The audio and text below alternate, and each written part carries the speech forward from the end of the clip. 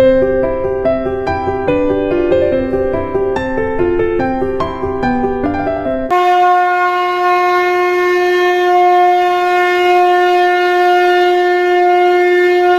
कृष्णा।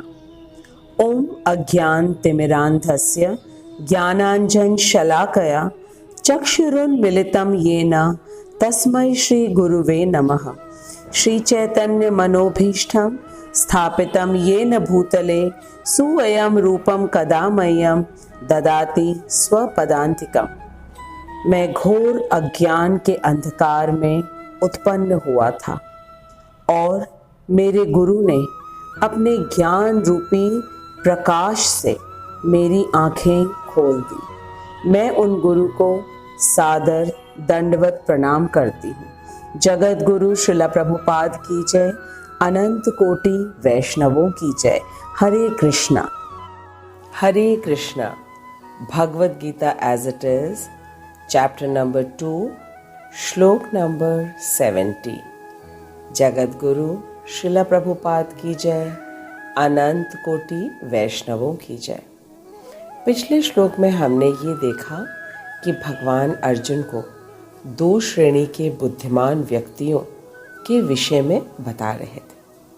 पहले वे जो भौतिक व्यक्ति और वस्तुओं को एकत्रित करने में निपुण होते हैं अपनी इंद्रिय तृप्ति के लिए, और दूसरी श्रेणी में वे व्यक्ति आते हैं जो आत्म संयमी या आत्मनिरीक्षक होते हैं और सदा ही अपनी आध्यात्मिक उन्नति में कार्यरत रहते हैं। अब आइए श्लोक संख्या 70 का पहले वाचन करते हैं और फिर इसको समझेंगे श्रील प्रभुपाद के तात्पर्य के द्वारा। आपूर्यमाणं अचल प्रतिष्ठं समुद्रमापः प्रविशन्ति यद्वत् तद्वत् कामायं प्रविशन्ति सर्वे स शान्तिमाप्नोति न कामकामी। आपूर्यमाणं अचल प्रतिष्ठं समुद्रमापः प्रविशन्ति यद्वत् तद्वत् कामायं प्रविशन्ति सर्वे स शान्तिमाप्नोति न कामकामी। आपूर्यमाणं अचल प्रतिष्ठं समुद्रमापः प्रविशन्ति यद्वत् तद्वत् कामायं प्रविशन्ति सर्वे स शान्तिमाप्नोति न कामकामी। आपूर्यमाणं नित्य परिपूर्ण, अचल प्रतिष्ठम दृढ़ता पूर्वक स्थित, समुद्रम समुद्र में, आपह नदियां, प्रविशन्ति प्रवेश करती हैं, यद्वत् जिस प्रकार, तद्वत् उसी प्रकार, कामाह इच्छाएं, यम जिसमें, प्रविशन्ति प्रवेश करती हैं, सर्वे सभी, सह वह व्यक्ति, शांतिम शांति, आपनोति प्राप्त करता है, न नहीं, काम कामी इच्छाओं को पूरा करने का इच्छुक। इस श्लोक में भगवान अर्जुन को एक स्थित प्रज्ञ व्यक्ति के प्रकृति के विषय में बता रहे हैं। प्रकृति अर्थात स्वभाव। भगवान कह रहे हैं समुद्र मापह प्रविशन्ति यद्वत्। यद्वत् का अर्थ है जिस प्रकार। जिस प्रकार समुद्र में नदियां लगातार प्रवाहित होती रहती हैं, लेकिन समुद्र बिल्कुल शांत एवं स्थिर रहता है, आपूर्यमाणम अचलम प्रतिष्ठम। और समुद्र कैसे शांत रहता है? समुद्र ऐसे शांत रहता है क्योंकि वह आपूर्यमाणम अर्थात नित्य परिपूर्ण रहता है, इसलिए उसकी प्रतिष्ठा अचल रहती है। बिल्कुल समुद्र की भांति एक कृष्ण भक्त सर्वदा शांत व स्थिर रहता है, क्योंकि उसे पूर्ण विश्वास है कि भगवान उसकी हर भौतिक आवश्यकताओं की पूर्ति अवश्य करेंगे। इसलिए वह शांत रहकर कृष्ण भक्ति करता है। वह जानता है कि भगवान ने वचन दिया है, योगक्षयम वहाम्यहम्, अर्थात भगवान हर भौतिक आवश्यकताओं की पूर्ति करते हैं तथा जो है उसकी रक्षा करते हैं। इस श्लोक में भगवान ने समुद्र का उदाहरण देते हुए एक स्थित प्रज्ञ व्यक्ति के प्रकृति के बारे में हमें बता रहे हैं। अर्जुन के माध्यम से भगवान कह रहे हैं कि जिस प्रकार विशाल सागर सदैव जल से परिपूर्ण होता है, लेकिन वर्षा ऋतु में जब नदियां उसमें प्रवाहित होती हैं, तब वह अपनी सीमा का उल्लंघन नहीं करता और सभी नदियों के जल को अपने में समाहित कर लेता है। ठीक उसी प्रकार एक स्थित प्रज्ञ व्यक्ति पूर्ण रूप से अपने में संतुष्ट रहता है और जब उसे भौतिक वस्तुओं की प्राप्ति होती है, तब वह बिल्कुल भी विचलित नहीं होता और सब कुछ कृष्ण की सेवा में लगा देता है। तद्वत् कामा यम प्रविशन्ति सर्वे, अर्थात नदियों के समान इच्छाएं प्रवाहित होने पर भी वह सर्वदा शांत और स्थिर रहता है। फिर भगवान कह रहे हैं, सशांतिम आपनोति न काम कामी। स का अर्थ है वह व्यक्ति जो निरंतर अपने इंद्रियों की इच्छाओं को तुष्ट करने की चेष्टा में लगा रहता है, वह कभी भी शांत नहीं रहता है। Now let us try to understand this shlok from the purport of Srila Prabhupada. Jagat Guru Srila Prabhupada ki jai. Prabhupada says that a sthit pragya or a person with steady intelligence is always full like an ocean, and he never gets agitated with the inflow of desires. Prabhupada says, as the ocean is always filled with its own water, and when in the rainy season the rivers flow into the ocean, still the ocean doesn't cross its brink, and it is always steady and calm. In the same way, a man of steady intelligence continues to serve Krishna in an uninterrupted and unmotivated manner.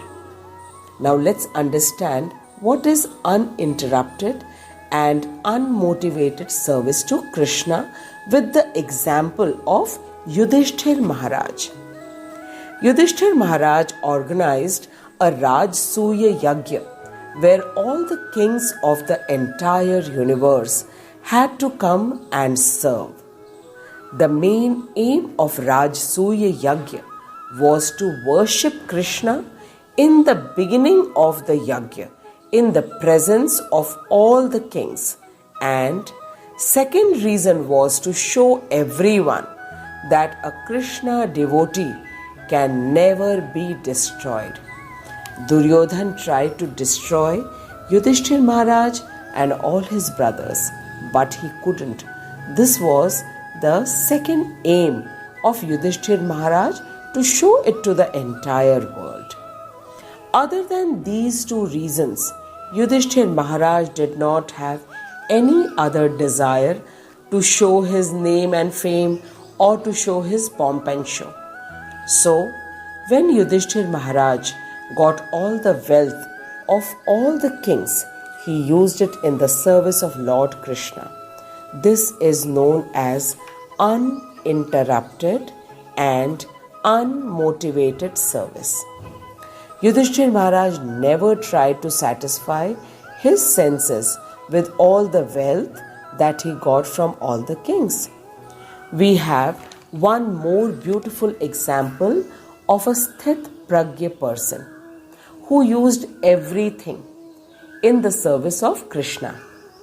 And that great personality is our Srila Prabhupada.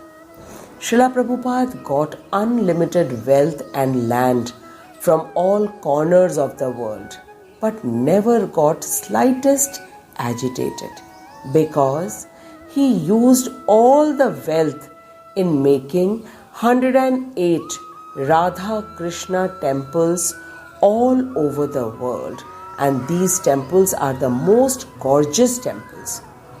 He never wanted to use anything on himself. So, we see that Yudhishthir Maharaj and Srila Prabhupada are perfect examples of a man with steady intelligence who are compared to an ocean by Krishna. Srila Prabhupada says that everything that is movable or immovable in this universe, it belongs to Krishna, and it should be used only in the service of Krishna.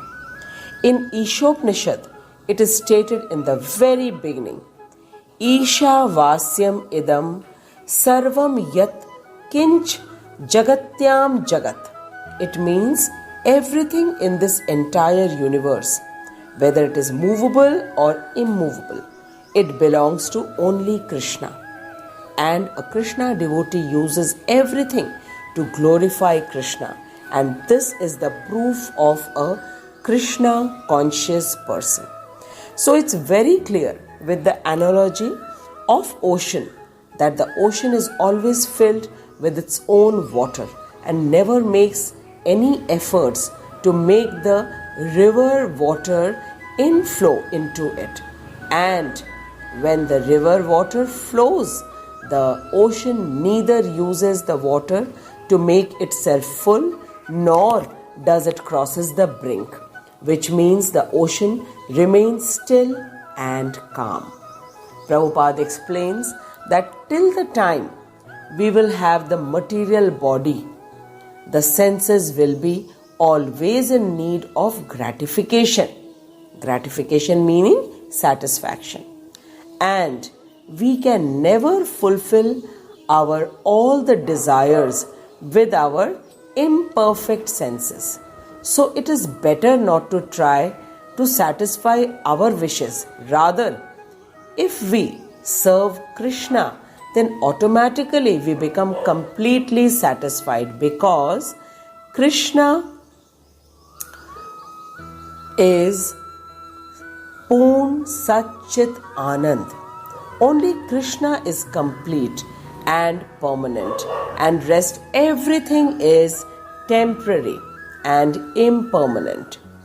Prabhupada says that all the people who have desires are always unhappy and are never in peace. Prabhupada puts such people in three categories: karmis, salvationists, and yogis. The people who want to accumulate all the material things for their sense enjoyment are called karmis, or fructive workers, because their every work is result oriented. Then the next category is of salvationists, who want liberation from this material world, as they have complete knowledge of the impermanent nature of everything in this material world. So they don't want to be in this material world. And the last and the third category is of Siddhi Kamis, who work for mystic powers like increasing or decreasing their size, or walking on water, or they might appear or disappear anywhere Such things are known as mystic powers. Such powers are also temporary and will surely end with the end of this temporary body. So all these three varieties of men, karmis, salvationists and siddhi kamis, they are working to become happy, but they never become happy permanently, so they are always in unrest, or we can say that they are never peaceful. In Chaitanya Charitamrita, Mahaprabhu says, Bhukti Mukti Siddhi Kami Sakale Ashant Krishna Bhakt Nishkam Ataev Shant. Chaitanya Mahaprabhu, who is the incarnation of Radha Krishna in the form of a devotee of the Lord, clearly says that Bhukti means karmi people, Mukti people who desire liberation from this material world, and Siddhi Kami means people working for mystic powers, are all ashant. Bhukti Mukti Siddhi Kami Sakale Ashant, which means that they are unhappy and they don't have any peace. On the other hand, Krishna Bhakt Nishkam, which means that he does not wish to satisfy his wishes and is always engaged to make Krishna happy. So he is always happy. Krishna Bhakt Nishkam Ataev Shant. इस श्लोक में हमने स्थित प्रज्ञ व्यक्ति के स्वभाव के विषय में समझा है कि वह समुद्र के समान होता है, जो कि हमेशा अपने जल से परिपूर्ण, और नदियों का जल प्रवाहित जब होता है तो उससे न तो वो विचलित होता है और न ही अपने तट का उल्लंघन करता है। अतः सदा शांत व अचल प्रतिष्ठा वाला बना रहता है। हम सभी ने निर्लेप कुकवेयर का प्रयोग अपनी रसोई में किया है, जिसे हम नॉनस्टिक बर्तन कहते हैं। निर्लेप का अर्थ है निर्लिप्त।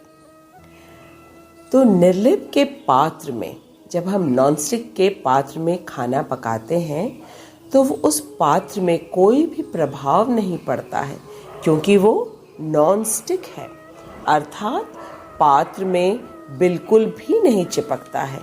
ठीक इसी प्रकार हमें भी संसार में रहते हुए सांसारिक वस्तुओं को प्रयोग में लाना है और व्यक्तियों के संपर्क में भी आना है, लेकिन इन सब से हमें नॉन स्टिक की तरह रहना है। और ये एकमात्र कृष्ण भक्त अपनी कृष्ण भक्ति से ही संभव कर सकता है, क्योंकि कृष्ण पूर्ण है, तो उनके भक्त भी जो शुद्ध भक्त हैं, जो शुद्ध कृष्ण भक्ति करते हैं, वे भी पूर्ण हो जाते हैं, क्योंकि वे जानते हैं कि कृष्ण उनकी सभी आवश्यकताओं की पूर्ति कर रहे हैं। और जब सांसारिक धन वैभव आता है तो कृष्ण भक्त सब कुछ कृष्ण की सेवा में लगा देता है और सदा शांत रहता है, एक सागर की भांति। यहाँ भगवान हमसे इच्छा न करने को कह रहे हैं। क्या हम सचमुच इच्छा मुक्त हो सकते हैं? ये जानने के लिए हमें अगले श्लोक का इंतजार करना होगा। तब तक हरे कृष्ण महामंत्र का जप करिए और निरंतर भगवत गीता के श्लोकों का अध्ययन करिए और अपने कमेंट्स ज़रूर लिखिएगा कि आपको श्लोक कैसा लगा, और यदि कोई प्रश्न है अवश्य पूछिएगा। अगर आपने हमारे चैनल को सब्सक्राइब नहीं किया है तो अवश्य करिए, बेल आइकन भी दबाइए ताकि हमारे श्लोक, हमारे वीडियोस आप तक सबसे पहले पहुँचे। जगत गुरु श्रील प्रभुपाद की जय, अनंत कोटि वैष्णवों की जय। हरि बोल, हरे कृष्णा।